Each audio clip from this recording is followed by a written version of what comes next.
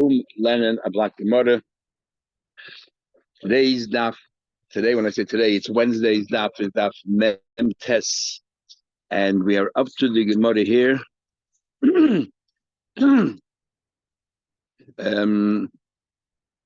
Rav Kahana. We were about 12 lines at the top of the page, and we're talking about when you give a mashkin, it does only protect what you the money corresponding to that, or even beyond that. And the same thing is, we talk about when you make a kinyan kesef on a property, is it only the value of the kesef or the entire property? You give a down payment of property. Avkana. He was given money for a linen garment. L'seif ayaker kisna. And then what happened was that the garment went up in value, so obviously they wanted to sell it again, wanted to cancel the deal. Also, came before Rab. Amalei says the maid in the kita zuzi havlu, the money that you received money. The money that you received bought the person, but Memtes of Aleph, the very first wide line of the Gemara. So this we were learning before. If you give a down payment, does it cover the entire thing? You just rest as a loan, or do we say that the down payment is whatever you have, and the rest has not been covered? So the part he gave you, the linen, price of the linen went up, and you got some money for it. So the price the money you got for it, that part of the linen you can't step out, change your mind. But the rest you can. It's only words, but so that Rav holds you can allow to change your mind, and it's not a question of lack of integrity. Rav holds is very lenient that you can change your mind. Not like we learned at the top of the page over there that Devarim, we don't want you or we learned yesterday that Devarim alone is ein ruach hachamim noichem menu if you don't keep your word, even though you didn't give money or anything else. If you gave money, we say mishapara. You didn't give money, we say ein ruach hachamim noichem menu. Rav holds allowed to change your mind. The guy gave money to buy a linen garment. He didn't do a kinyan yet. If you give a kinyan, you can't change your mind. Because we learned before that because they're already it's like mishapara. He gave you money for it, but what does he cover? It only covers the part that he gave you money for. So the Gemara, but all it is mishapara. Because Rav said before that kenegdoi hu koina. So just like mishapara, the rest do whatever you want. The Itma we learned words. You promise to do something. Rav Amar, if you don't keep it, you don't keep it. And now the big machlek is if Rav is talking about only if circumstances change, this is Rosh Hashanah, or even if circumstances don't change, you change your mind. Rav seems to be very easy about it. There's no problem of integrity. And Rabbi Yechon says yes, behem mishusar iman. Rabbi Yechon says no. It's a question of integrity. Machlek is Rosh Hashanah. Rabbi Yechon is Rabbi Yechon talking about when circumstances haven't changed. What about if circumstances changed? For example, the price did go up because the Gemara sings that the Rav. Or the Rashi, the Rabbi Shitasa, now the circumstances change, the price went up. So it's not stam, you're being cruel. You have a good reason, a valid reason why you want to change your mind. And yet, according to Rashi, this only follows according to Rab, which means according to Rashi, according to Rav Yechanan, even if circumstances change, you're not permitted to, once you give your word, a word is your word. You can't change it. I mean, you could, but it's wrong. So the Gemara, it's a question, why is it a passing? Hin said, Hin is 12 lugin, and the Eifa is 72 looking. Why do you need to say Hin said? Well, Hin Bechlal Eifa isn't a Hin included in Eifa? So since you say Eifa Sedek, the Hin Sedek is redundant. Every Hin is included in Eifa, so you don't have to be Eifa Sedek, and obviously Hin has to be Sedek also. The measures have to be accurate. Let me tell you, Tell you that the yes and the no should be right, should be Sedek. Now you have to be honest.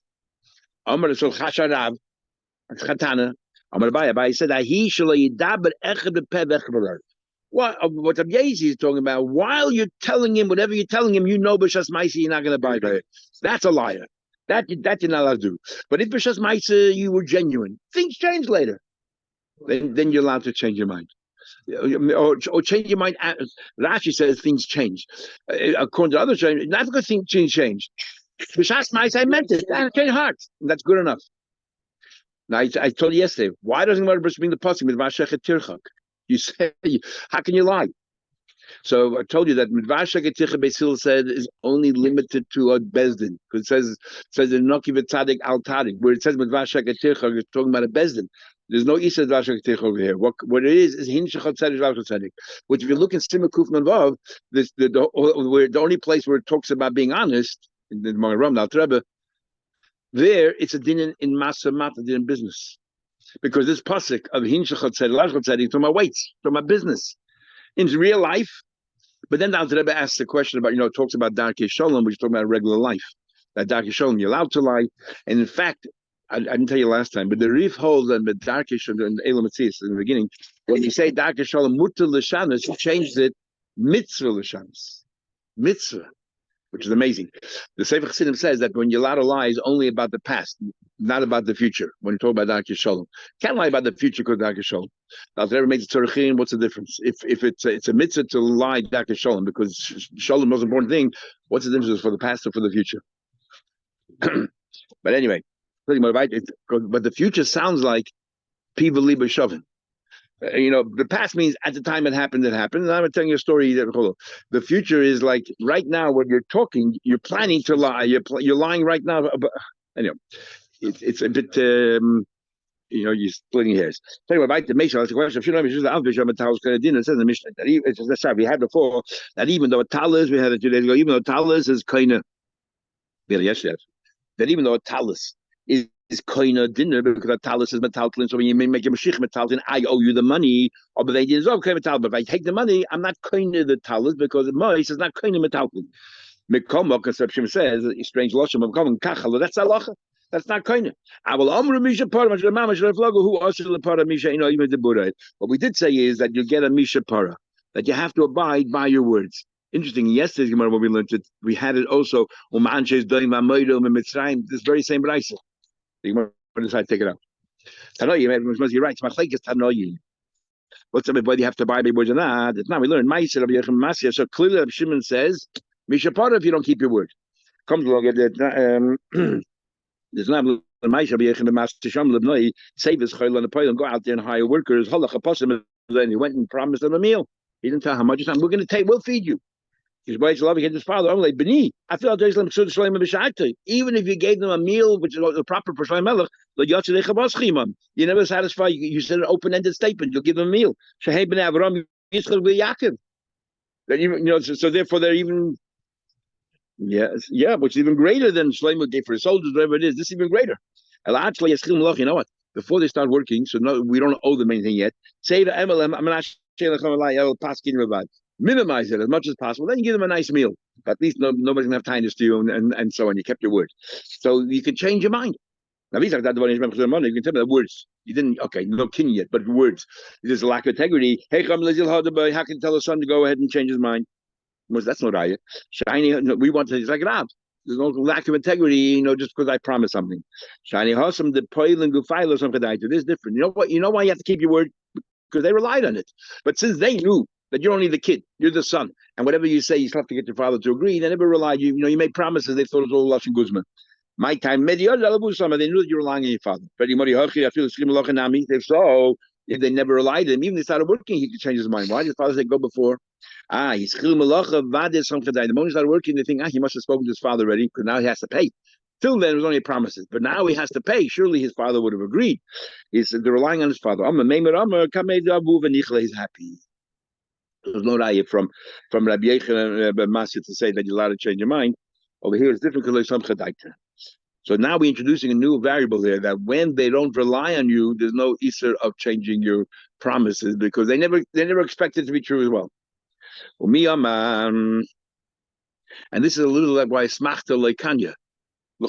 You promise that if I lose the game, I'm going to pay you so and so. When I can just walk away. What about my dvorim? Because they were never Samech Das. Because they never expected you to carry through what you said. So anyway, his friend. If a guy says, I'm going to give you a gift, this is Rabbi Yechon, you can change your mind. So you're asking a question. How can you tell me Rabbi Yechon holds that you have to keep your word? When Rabbi Yechon clearly said, if a guy gives you, he said, a guy said, no, I'm going to give you a gift. You can always change your mind. So what do you mean, Yochel? Even if you hold you shouldn't because of lack of integrity, you still can. Nobody's saying you can. Nobody's tying your hands up. You're just saying it's not right. Remember,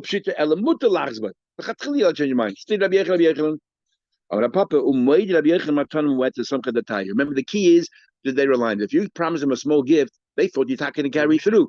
So that's what Rabbi Yochanan says, that it's considered a lack of integrity. But if you promise the world, which they know you couldn't afford, they never expected it, so therefore there's no mechusariam on them. This makes sense. Rabbi Yochanan says again, if a Yid says to a Ben Levi, you know what, I have in my field that I'm giving you, count on it, it's yours. Ben Levi, you can go ahead and make Trumas Maisa. You already can, the Ben Levi can rely that I'm going to stick to my promise, and therefore you can use that. So you know what, that has to be Trumas Maisa. The rest of the Maisa I'm collecting, I have to give 10% to the Kohanim. It's coming from there. And then you go ahead and eat whatever you have there, as if it already happened. If you tell me that the Yisrael cannot change his mind, therefore the Ben Levi can rely on it. So that's Rabbi Yochanan. See, clearly you won't change your mind. Why are you allowed to? And we say that since the we're sure that the Yid knows that the Ben Levi might do that, he won't change his mind. Well, it says now, how can the Ben Levi go ahead and give it to Ramais? The fact he didn't get it yet. Okay, I promise you I'll give it to you. Did it become the Levi's yet? No. If it didn't become the Levi's yet, how can the Levi already use it as true and eat from his field already? Yeah. So what's Pshat? There's two ways to learn Pshat. Okay. One way is based on a rush in the Durn of Lamadal. The rush brings from the Ram. That you kicker shall hefker. It was a kicker hefker lying 100 amos away from you, and you say I want it to become hegdish. The Ram says it's hegdish because since there's nobody else there, it's as if it became yours, and therefore the hegdish is chal, not tomorrow, but now. Big chiddush. So same over here. Since the Yid is saying this mice is yours, as if he made it hefker for everybody, they made it hefker for you, and therefore just the fact that he promised, that makes it yours. Which needs a lot of explanation. That's what he says. But we can't say, I didn't see the Shem say that, we can't say based on what we learned in Gittin, the Flamin, which is Makide Kohuna. If all the other Kohanim know that you have a close friend, and that you always give him your Truma and your Meiser, let's say the Levi give you Meiser, then they're all Masir Das from ever getting it, and automatically becomes yours. Because according to Shittas Rashi, the whole idea of a kinyan is that you negate everybody else, and then automatically do it. Because everyone has a chelik in it, they just negate everybody else. So Taka became the Yid, and he can do it. Okay, we're talking about it. It's not Eifman. You know why? Maybe because you're not like, you know what we're talking about here? Taka gave the Maisa to the Ben Levi, and then he put it back. No Raif made that Rabbi Yochanan holds, he won't change your mind. Maybe you would, but over here Taka belongs to the Levi. That's how in the next part. Not for the Levi Achar. If he then gave it, if the Yid decided to change his mind and take that Maisa which he promised to this Levi and gave it to another Levi, ain't Levi Trumas. Okay, he promised you, but you can't take him to court because a promise it's totally inappropriate for him to change his mind. But that's it. You can't take him to court for that. But according to you, you just said that you already gave it to the Levi and you gave back you to mind. How can you give it to somebody else? Even since he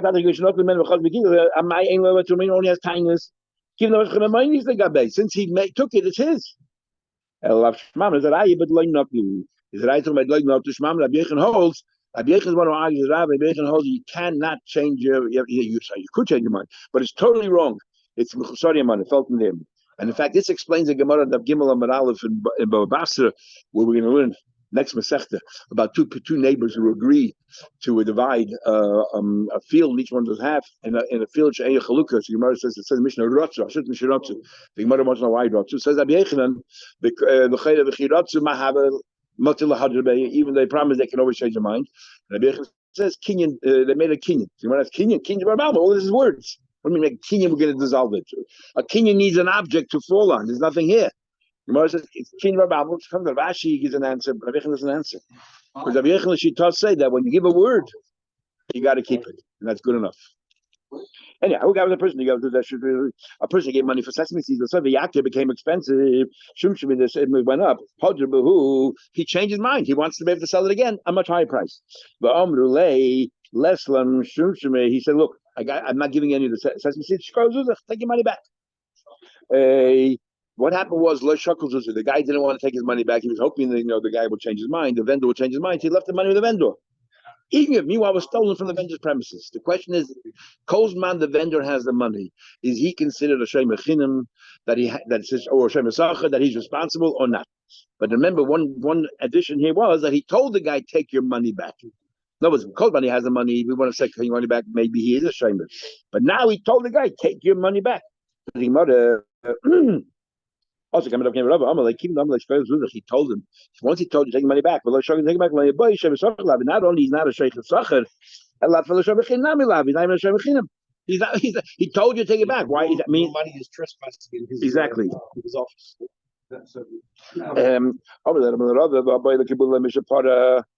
Forget about that, but he should be Makabel Mishapara because he sold it. The guy gave him money. Okay, he didn't make him a shichi, but we learned before that once he gets money, he's Mishapara. But we can't take him to court For the money. For the money. He has a right to get the money back. It's the wrong thing to do, and we're going to like Rav said before, we're going to curse him. That's it. Rabbi said, Ravina said, he said, the di that one of these rabbis once told me. But after Tavishma, his name is Tavish. I'm not to say I'm sure about Zutishma. His name is the E. Maybe that's Marzuta's son. The E have the Yov, the Kol Chalol Damla. You can give me all the money in the world, all the treasures in the world. Lo have the Komishani B'Debur. I would never change my words. A word is a word. My word is my bond. And he said like this. He said this whole story about the whole story about the sesame seeds is a Bava Metzia. It's interesting. You never find it. It's never my. It happened with me, but the The story happened with me, and Taka there was sesame seeds, but not the way you tell the story. It was talking about the Eder Shabbos 5 minutes before Shabbos. And I was sitting there. A guy was standing there, by a cake to my door. He asked me, "Do you have any sesame that I can buy?" I told him I don't have any sesame seeds. That's what happened. I never sold anything. I told him I have no sesame. You know what? Do you mind Shabbos? I have nowhere to store my money. Yeah, exactly. Keep my money. Not as a power. Keep him. I pretty thought he'll buy the sesame seeds, and this way the money's protected, and he'll hold the sesame seeds by the guy. But now he's the guy. He said, "I don't have any. Just hold my money." It's about Shabbos. So I told him, look. The house is yours. I should the base and put it down wherever you want. So I never said I'm taking on the Shemitah. I just said you want to leave your money here. The Ingrid, it got stolen over Shabbos. Also, we came before Rabbi Malay called her basic hamach. When you use those words, her basic hamach, you want to put it in my house, leave it in my house. Not only is that Hashem because he could use the money. That's the story. But they said, what I mean, that's the story. But didn't the Rabban say to Rabbi, ask him a question, there's a Mishapara in your version of the story, which you say happened to you, where did Mishapara come in? What did you do wrong? But Amali, you know what he said to me? La Hadam. The whole story never happened. What a story. That the story never happened. So how do we talk about the same story? Yeah, it is. It's a different story. Exactly. My story never happened before. Exactly. So nobody said it happened with you. One thing would have said it happened with you.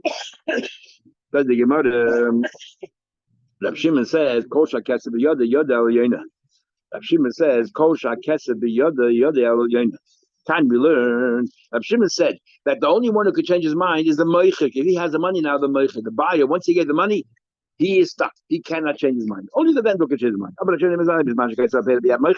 We're talking about now the wording in this brayse is difficult to understand. It's only when the money and the fruits are in the hand of the vendor. Well, the cash to be at Meicher, but if the money is in the hand of the vendor who paid his biyad the kech, the fruits in the hand of the kech. Now, the fruits in the hand of the kech. How did we get to the kech? He did a meshich. That's a proper kinyan. And he cannot change his mind. If we were to stop right here, it would make sense because he made a kinyan. The buyer made a kinyan. That's it. Neither of them can change their mind. But then he adds, because the money is in the hand of the buyer. What does that mean? Biyadoy in the hand of the buyer? You just said that the money's in the hand of the vendor. Biyad meicheru. That was element nation to make cash for biyadin. The equivalent of the money, in other words, the metalton now is in the hand of the buyer, so you can't change your mind. But you want to pshita. What's he telling us? The Braita telling us pshita. If I made a mashich, I pulled something from me and I paid you the money. How can we change our minds afterwards? This is what we're talking about. We're talking about a case over here is where he paid money for the guy. And even if he did not take the fruits yet, The deal is the deal. Now, we said before that Mashiach is the king and not Mois, and according to Rabbi Yechanan, Mois is kind of Matayr, but the Rabbanan stepped in and said, no, we're worried that if the fruit's still with the vendor, he'll say, I don't care if there's a flood, it's your problem, it's yours. We're talking about that the attic itself, let's say, wherever you're keeping the fruits, belongs to the buyer. So if there's a fire, forget the moicha, the buyer wants to save his house or whatever, the warehouse. He's not worried about the fruits only, it's the whole warehouse. So in this case, there's no reason to make the Zeta that no, the mois won't be kind because maybe the vendor will say, it's too bad, it's your problem, not my problem. The buyer is going to run in there to save his property. The moicha was renting it. Now, the fruits being in the warehouse, even though it belongs to the buyer, the house cannot work as a chutzah for the buyer because right now the renter is the vendor, so it works for the vendor, not for the buyer. But time might get about what's the whole reason? You wake up bird up in aliyah. But here it's sitting in the house, in the warehouse of the lekech, what upstairs. He'll go and save it to save his house as well. I will give the person that he gave money for wine. Somebody heard he heard that the government is going to seize the wine. He gave the money, but didn't make him shich yet. Give him back my money. No longer want the wine. So he has to change his mind. Now, normally we say there's a mishapadia. With the whole purpose of saying that money is not kind, is not just to benefit the vendor, to benefit the buyer as well, like we said before, and therefore he can't change his mind. And most opinions say that there's no mishapar in this case. So you have a valid reason why you're changing your mind. Now we learn the concept of Ainah. Ainah is cheating. There's 3 levels of Ainah. Or one is if it's less than a 6, pachas mishtus, and there the din is, okay, there's a Mishnah later on, and the whole Gemara will discuss it. But the way we know it, halach, I'll just say the halach and we'll see in the Mishnah. Less than a shtus, less than a 6, you're meichel. If it's exactly a 6, then it's profit. Net. We had before already that you had to pay for the workers, you had to pay the food. So we're talking about net. If it's a 6th, which is about 16.5%, which is a very good, healthy profit, because you look at all these corporations, their net profits will be 3, 4, 5%. If it's a 16.5%, then the thing is that the deal is a deal, but you got to give him back all the money back down to what it cost. If you did yoisimishtus, that's called bittul mekach, then the whole deal falls off. Now, either the vendor or the buyer can cancel the whole deal. In the Mishnah later on, what varies is shtus. I told you shtus is you get your money back. The Mishnah says shtus yad halakech halal yaina. The buyer has a choice: either dissolve the whole sale, or give me all the money back. Okay. Then we're going to have a discussion. The time limit. Is there a time limit by when you can change your mind? So that's what the discussion of the Gemara is going to be today. It's going to be tomorrow's Gemara. Says the Mishnah, I know arba kesef me'esi v'arba kesef. I know is $4 out of $24, which is a 6th. Okay, let's sell arba kesef me'esi v'arba kesef. Let's sell which is shtus l'mekach, a 6th of the sale. Now, why the Mishnah has to tell us shtus l'mekach? Takes already remains the question. Ad masai mutter lahachzer. Is there a time limit?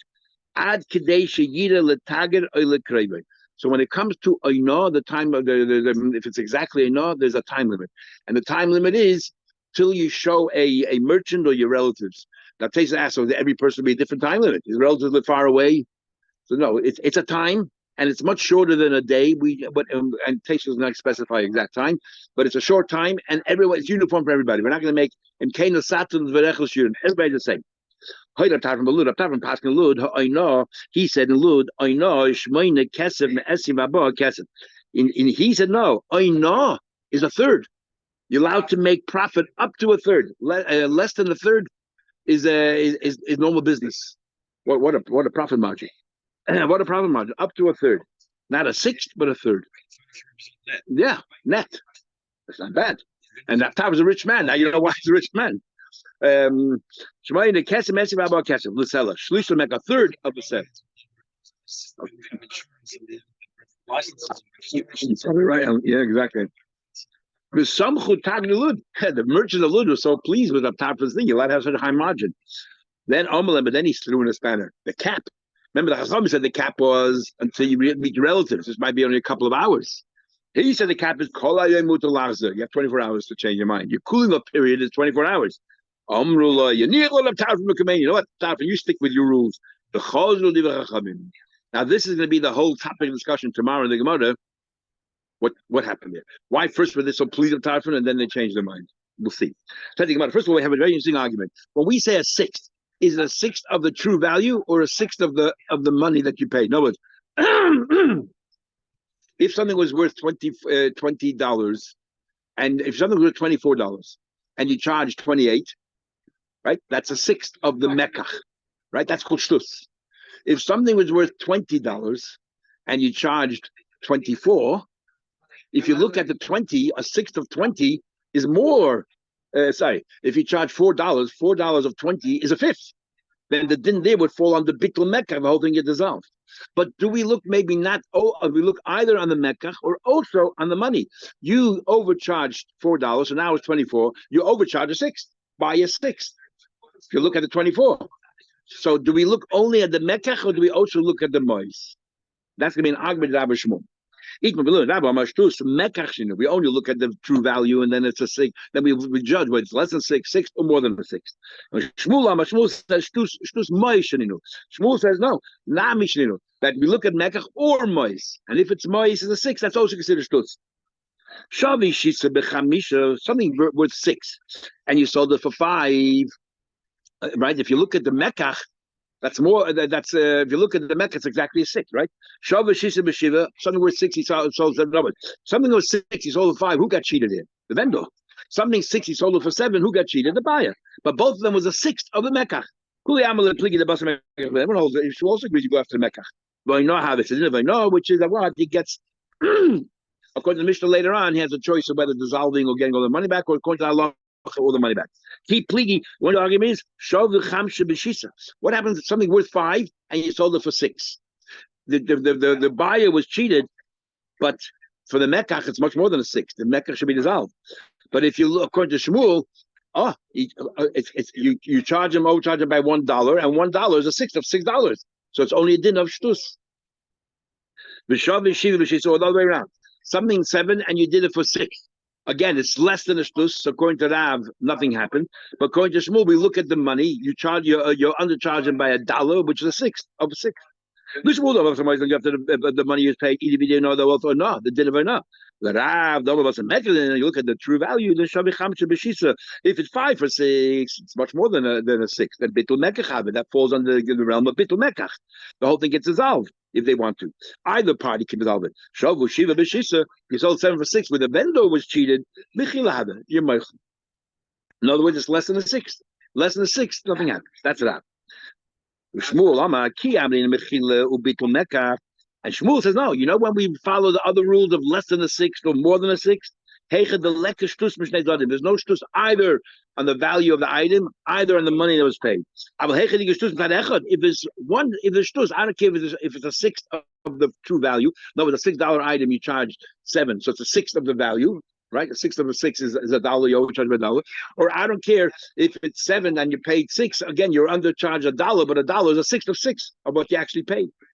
No habit. Either one is considered a no according to Shmuel. Let's look at our Mishnah. We look at Mishnah. How you know is Dalet Kesev Esim Va'abo Kesev L'Sela. Okay, so it's 24. A seller is made up of 24 coins, and we say that what if you cheated by Dalet by 4? What is it? Shtus L'Mekach. It's a sixth. What is this? Is a sixth of Mekach. That's what the Mishnah says. It's a sixth of Mekach. Now, what happened there? Sounds like it was a $20 item. You charged 24 for it.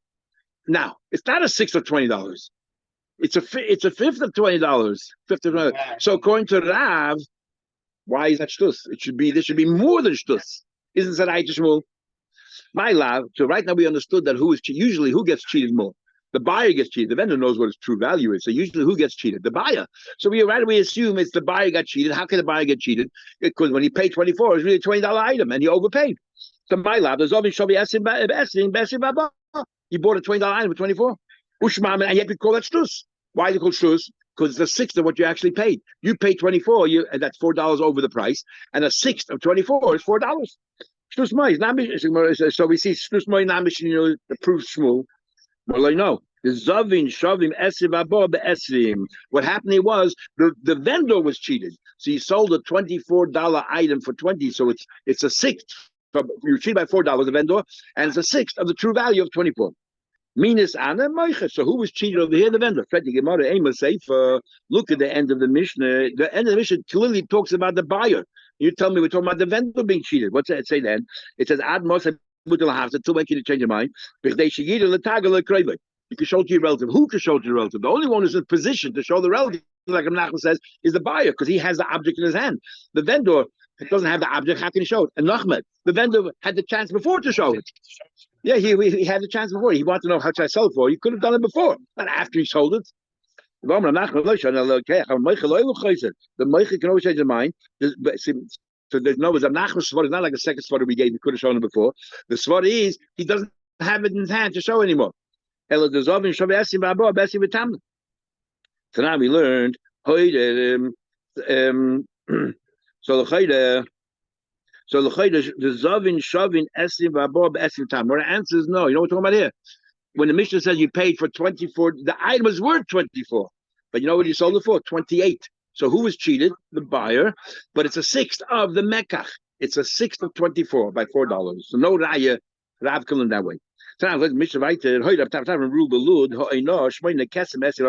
said, no, a third, 8 out of 24. Again, we're talking about the buyer being cheated, which means 24 was really a $16 item. The seller, my lab, the Zovin Shova Shistri Bessi Baba, $16 item for 24. Ushmam and a Shlishma is not machine. Now, $8 overcharge for 16 is half. Is half, not a third. So Zaraya will look at that, but if you look at the 24, the money that you paid, a third of 24 is $8. So we see clearly, like Shmuel, we look at the money as well. Loy, the Zavin Shavas Abba says the same more again. You sold 24 for 16. Minasan, and when I said, so who was 1 second? So who was cheated? The Meicher, right? Because 24 went down to 16. So you say with a $24 item, it was a third. Amos safe. All they allowed to change. Who has only a cap? The Meicher can always change mine because he doesn't have the item with him. And when does the Meicher realize that he was cheated? When he buys another item very similar. So hold on a second, I just had this item and I sold it last week, and whatever. So that's when he realizes. So there's no time cap, no time limit. Must be talking about again. According to Rav, it was a $24 item, but you paid $32 for it. So you overpaid by $8, and it's a quarter of the amount that you paid. It's a quarter. It's a third of what the value of the item was. According to Rav, we only look at the Mekach. Tanika was a Shmuel. We look at Shmuel. Misha Hutul Olav. Whoever the one was cheated, it's his decision. Kate, what do you mean? You sold something that's worth $5 for 6. Minasan, who was cheated? Now, according to Rav, that's not enough. Remember, if you could look at only the Mekach for $5, it's less than enough. It's mechila. Yad lekech al yoiner. It's up to you. This is like the Mishnah later on, not like the halacha that when it's exactly a shtus, you have a choice to say which one you want to go. You want my money back or dissolve the whole thing. But the bottom line is, it falls under enough. But really, according to Rav, you look at the Mecca was 5, and you cheated me less than a 6 over here. Nothing happens. Is that right? In the case the vendor was cheated. You sold him an item worth $6 for 5. Minasan, who was cheated? The Meicher. So the Meicher now can choose. So I'm going to tell me, because this is I know. So this is clear. I know. Take a pause here. So from the difference, I have a choice. Whole transaction. No, but you cheated me. The whole transaction. Once you have to pay back, you don't pay back a cent, to bring it right down below shtus. Once you pay back, once you shtus, but I can dissolve the thing, which is not the halacha. The halacha is when it's exactly a shtus, as we'll see in tomorrow's Gemara. When it's exactly a shtus, all you do is you get your money back. The sale is the final sale. You get your money back. But the Mishnah later on says in this brayso that no, by shtus, the lokech isn't in the seat. He's in the driver's seat, and he can say, "Give me my money back." I'm happy to say, "Oh, you know what? Forget it. I'm dissolving the whole sale. Give my total money back, and that total, not just what you cheated me, above the value."